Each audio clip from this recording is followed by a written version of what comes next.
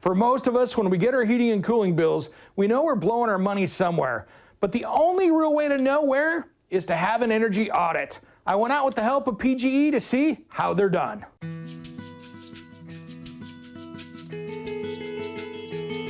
Thanks to PGE, we're out here. James, thanks for having us out here today doing this energy audit. It's such a big deal. Let's talk about energy audits for a second. Yeah, today we're out here at the Gordly Burch Center for Black Leadership and Civic Engagement. And this is a home where they've acquired the services of advanced energy inspections in order for us to do an energy audit on their home. In essence, we're coming out to help them understand what are the inefficiencies, what do they need to do to make the home more energy efficient, safer, and healthier. That is great. Let's talk about you for a second, because this is building science, man. This is not just basic stuff we're dealing with. Yeah, so I've been in the energy efficiency realm for the last 13 years. I've acquired multiple certifications. I've worn many hats in the industry, from crawling in attics and crawl spaces, doing insulation, to now being an executive director of a company called Inner City Collaborative. Our mission, in essence, is to help people find their mission and find their niche in the clean energy economy. Man, thanks for doing all you do, because I tell you what, there's such a huge need in the community for that. Should we go inside and take a look? Let's do it. We got some work to do. All right. Let's do it. James, a blower door test is kind of one of the big important parts of an energy audit. What do we got going on here, man? So in essence, a blower door is essentially pulling air out of the home and letting you know where the leaks in the home are.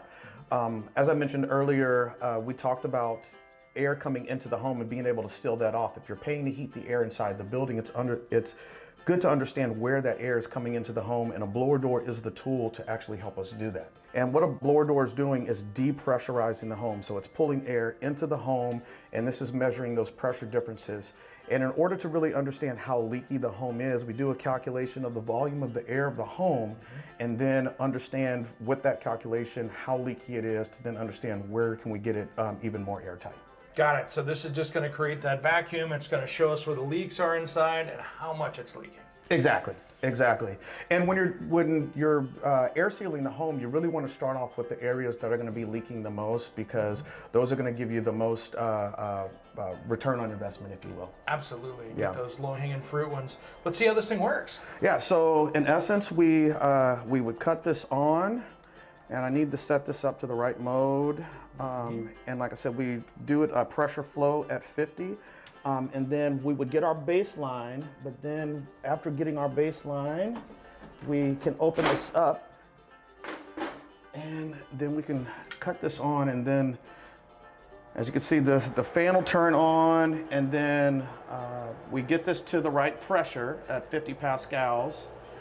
I'm gonna get it up about halfway, and then once we get it up to about that point, you can see this is CFM, cubic feet per minute. This is lets you know how much air is going through here. You can feel the air moving already.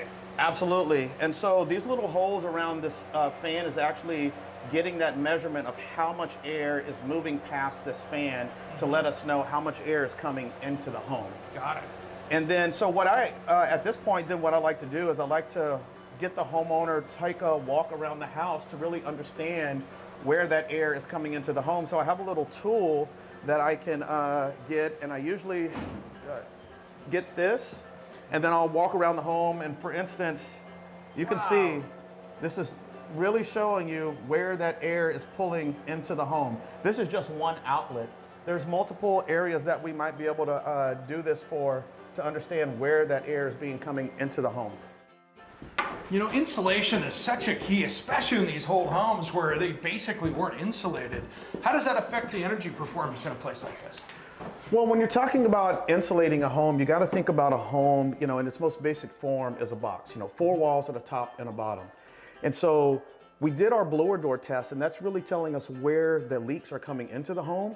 Once you find those and you seal those, the next order of operations is definitely insulating the home on all 6 sides of the box, all 4 walls, top and the bottom. When you're talking about insulation, you're talking about, or it's really talked about in R value, that R stands for resistance for heat to flow out of a material. So the higher the R value, the better and more insulative the house will be to keep that heat that you just paid inside the house a lot longer. One side note I want to mention is that like an old house with this, that if you've got knob and tube wiring in there, just to make sure you don't want to go insulating over that as a homeowner, because that can cause other electrical issues and that could be dangerous for a homeowner. Absolutely, absolutely. And you know, speaking about heating, maybe let's take a look in here. Yeah. This is a great example here of the different ways of heating this place, because you know, this house here has got, you know, ducted stuff in rooms. We've got, you know, a baseboard heater in here. This house is really ready for an upgrade.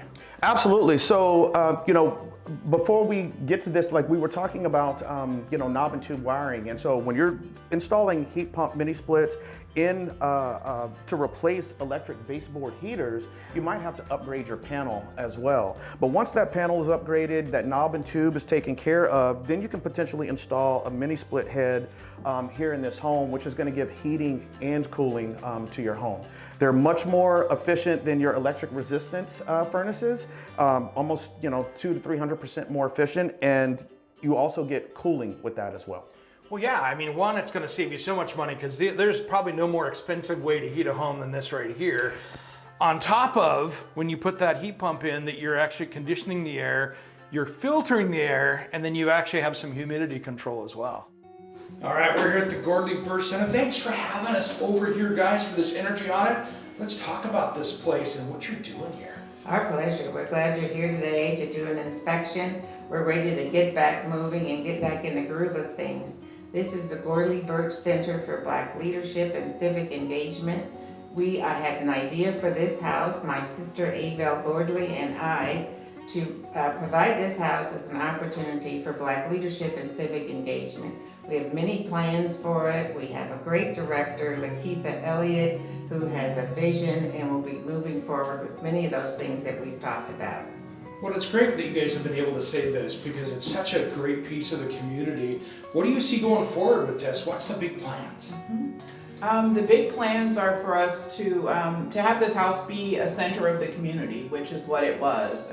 You know, with Senator Gordly growing here, Miss Fay growing up here, it was a center of community. It was a place where leadership was nurtured. I mean, you know, your first African-American senator was born, you know, was raised in this house, and like what, you know, the history in that space. And so we're going to work to preserve that history, tell that story to the next generation, make sure they know the history so that they can move forward in their leadership. Thanks for having us out today. Hopefully we can help you with this energy audit and really get you guys on the right track to really getting this place up to speed so it's really efficient for all of you, because you have a lot of work to do here. Yeah, absolutely. Thank you. We're excited. Stop by and help us anytime. There we go. I see the challenge. I'll have it on. Those other projects, yeah. James, thanks for having us out today, man. This is great, and we sure learned a lot about this old place and what it needs to get it kind of dialed in. You guys do so much with the community out there. What advice can you give them? So definitely recommend working with a lot of the different community-based organizations that we work with. Some of those are going to be like Community Energy Project, African American Alliance of Home Ownership, and Portland Community Reinvestment Initiatives. They have programs to help renters and homeowners get into their first home, also to help them stabilize their energy bills.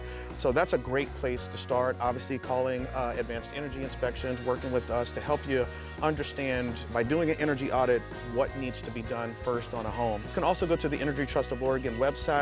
They have folks that do energy audits as well. And also what's even more important is, you know, I come in to do this energy audit to help you kind of figure out what needs to be done first. But on that website, you can look at their trade allies. Those are going to be the contractors that are actually doing the work, like insulation, air sealing, you know, installing HVAC equipment. And so you can find those contractors on the website that have been vetted by the Energy Trust of Oregon to make sure they have the certifications, licensed and bonded, and on the up and up. A great place to start is for that free online home assessment option through the Energy Trust of Oregon. Now, if you want other offers, tips and tricks, all that stuff, head over to portlandjournal.com/home savings.